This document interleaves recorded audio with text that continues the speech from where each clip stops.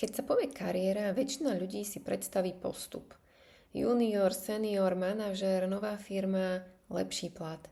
Ja sa na kariéru pozerám inak. Po rokoch práce s ľuďmi a tímami som si uvedomila jednu podstatnú vec. Kariéra v týchto časoch už nie je len rebrík, je to systém. A keď prestane fungovať jedna jeho časť, často sa snažíme opraviť tú nesprávnu. Príde za mňou človek a povie, potrebujem zmeniť prácu. Ale keď sa začneme rozprávať, zistíme, že problém nie je práca. Niekedy je problém v tom, že už 2 roky nerastie. Niekedy v tom, že robí všetko sám, alebo niekedy v tom, že jeho hodnoty sa zmenili.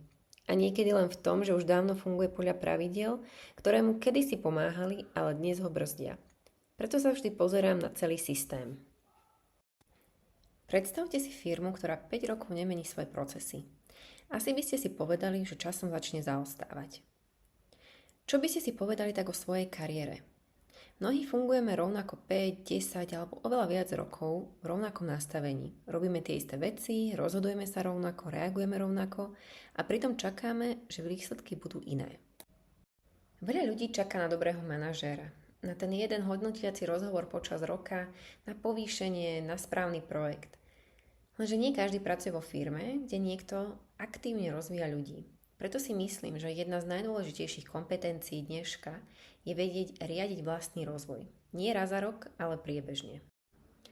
Mám pocit, že veľa ľudí sa zastaví až vtedy, keď už sú unavení alebo nespokojní. Lenže zastavenie nemusí znamenať, že je niečo zlé. Je to spôsob, ako si priebežne uvedomovať, čo sa deje. Čo mi dnes funguje, čo mi berie energiu, čo už robím len zo zvyku a čo mi naopak stále dáva zmysel. Takéto krátke zastavenia nám pomáhajú robiť menšie úpravy priebežne namiesto veľkých zmien v poslednej chvíli.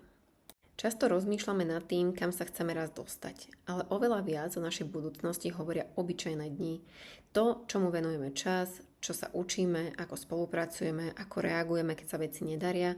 Veľké zmeny väčšinou neprídu naraz, vznikajú z malých vecí, ktoré robíme opakovane a práve tie si podľa mňa zaslúžia našu pozornosť. Predstavte si, že chcete byť vedúcim tímu. Ak čakáte, že až po povýšení sa naučíte viesť porady, dávať spätnú väzbu alebo zvládať konflikty, bude to veľmi náročný začiatok.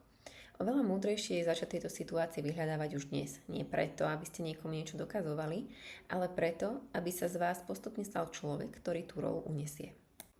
To je obrovská výhoda postupných zmien. Nevytvárate si len nové zručnosti, vytvárate si nové návyky, nový spôsob premýšľania, novú identitu a práve preto vás nová pozícia raz neprekvapí. Nebudete sa v nej učiť od nuly, len budete pokračovať v tom, čo už robíte.